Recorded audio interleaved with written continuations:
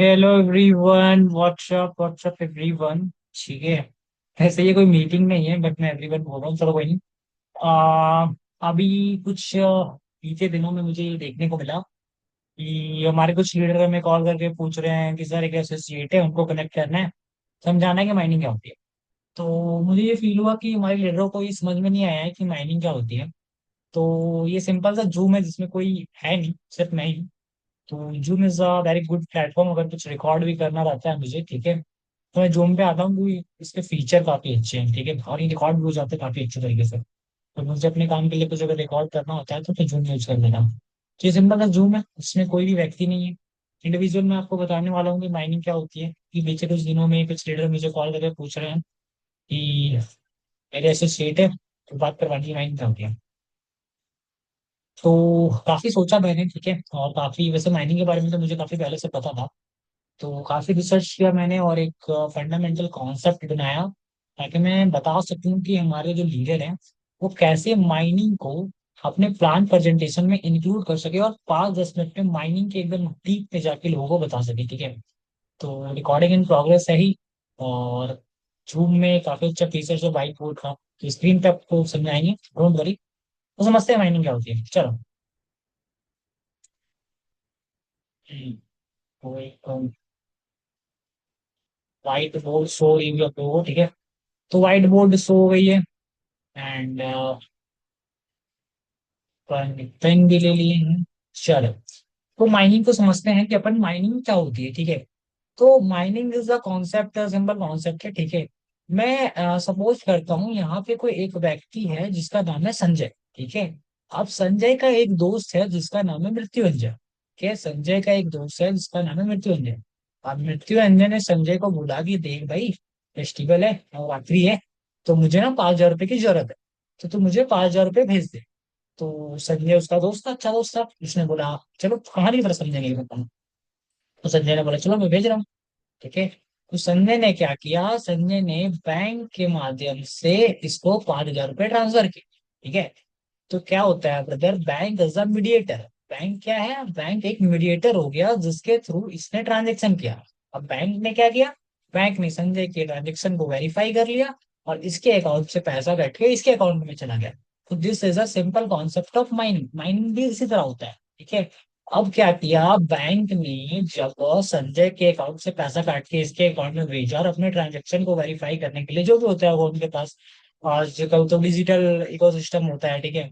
तो या तो डिजिटल हो या तो फिजिकल हो, या अपने खाता बही में उसने ट्रांजेक्शन को वेरीफाई किया, कहीं भी किया, तो ट्रांजेक्शन को उसने वेरीफाई किया, ठीक है। अब वो जब ट्रांजेक्शन को कोई वेरीफाई करता है, तो अगर आपका अच्छा खासा बैंक में खाता है, suppose that HDFC and axis like, ठीक है।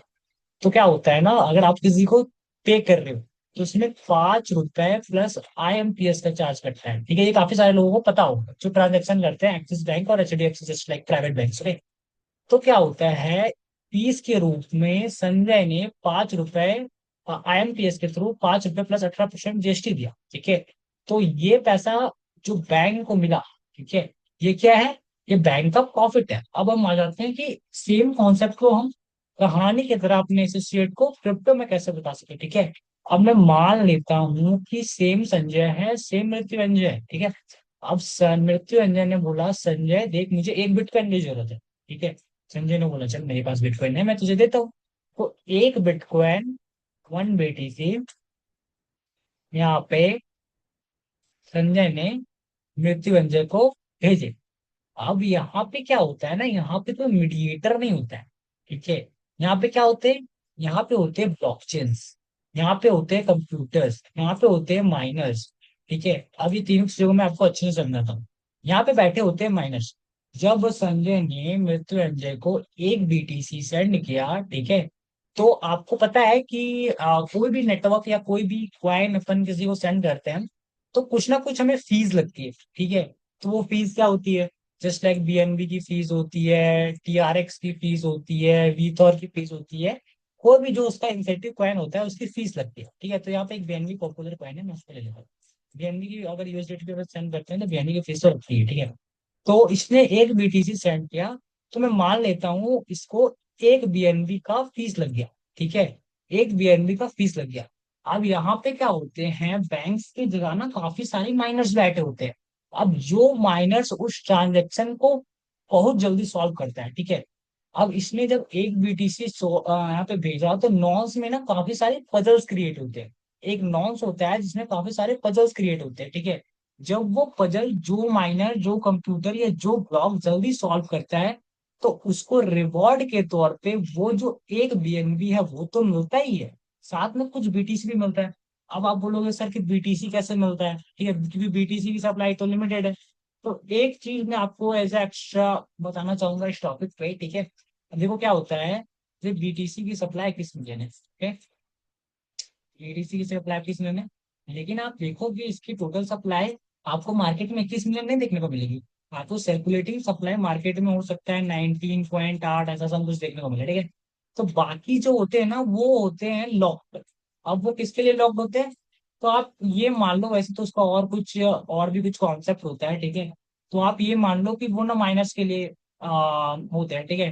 तो जैसे पजल सॉल्व हुआ, जो रिवॉर्ड गया वो माइनर को गया।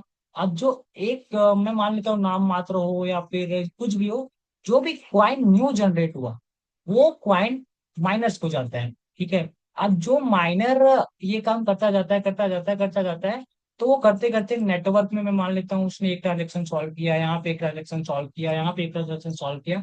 तो ऐसा कर करके वो काफी सारा ब्लॉक्स बनाता है जिसको अपन बोलते हैं ब्लॉकचेन। इसीलिए आप काफी सारे लोगों के मुंह से सुने होंगे कि हम पेमेंट क्रिप्टो में किसके थ्रू करते हैं, तो ब्लॉकचेन के थ्रू करते हैं। तो ब्लॉकचेन कैसे क्रिएट होता है, ब्लॉकचेन ब्लॉक से क्रिएट होता है। ब्लॉक कौन क्रिएट करता है, ब्लॉक क्रिएट करता है माइनर। तो this is a simple concept of mining. तो आई होप आप लोगों को समझ में आया होगा कि माइनिंग कैसे होती है। ये सेम चीज हम इथेरियम में भी, संजय ने इथेरियम सेंड किया, उसने फीस के तौर पे बीएनबी दिया, बीएनबी का रिवॉर्ड इसे मिला। कुछ जैसे कि इथेरियम आई थिंक ज्यादा सप्लाई है उसका, तो जो उसका सर्कुलेटिंग सप्लाई है जो मार्केट में है, और जो लोक सप्लाई है जिससे कॉइन जनरेट होते हैं, ठीक है, वो इसको मिला। तो ये काम्स होते हैं ना काफी बड़े लेवल पे होते हैं, ठीक है। अब मैं बताऊं आपको, इतने बड़े लेवल पे काफी ज्यादा अब इसमें इलेक्ट्रिसिटी की जरूरत पड़ती है, इंटरनेट की जरूरत पड़ती है, बहुत सारे कंप्यूटर्स होते हैं, ठीक है। तो हमारा जो प्लेटफॉर्म है वो कहाँ है, उसका ओमान में है। अब देखो वो ओमान में इलेक्ट्रिसिटी सस्ती है, तो काफी सारे फैक्टर्स देखे जाते हैं कि इलेक्ट्रिसिटी कहाँ पे सस्ती है, कहाँ पे आपको इंटरनेट सस्ता मिल रहा है, कहाँ पे जगह है। तो फॉर्म्स लगे होते हैं माइनिंग का, बहुत बड़े लेवल पे ये काम होता है। तो अभी क्रिप्टो का रेवोल्यूशन भी है, आप देखो क्रिप्टो में गोल्डन भी आने वाला है, ठीक है। तो बस यही सारी चीजें हैं जो कि होती है, और this is a simple concept of mining. तो रिकॉर्डिंग तो हमारी पूरी हो गई है। आई होप मैं जब ये वीडियो शेयर करूंगा तो काफी सारे लोगों को समझ में आएगी, ठीक है। सो चलते हैं, माइनिंग तो समझा दिया मैंने कि माइनिंग क्या होती है। आई होप हमारे लीडरों को ये समझ में आएगा और ये अपने प्लान प्रेजेंटेशन में अच्छे से एग्जीक्यूट कर पाएंगे कि what is the mining. This is the simple concept of mining. Thank you everyone, thank you so much.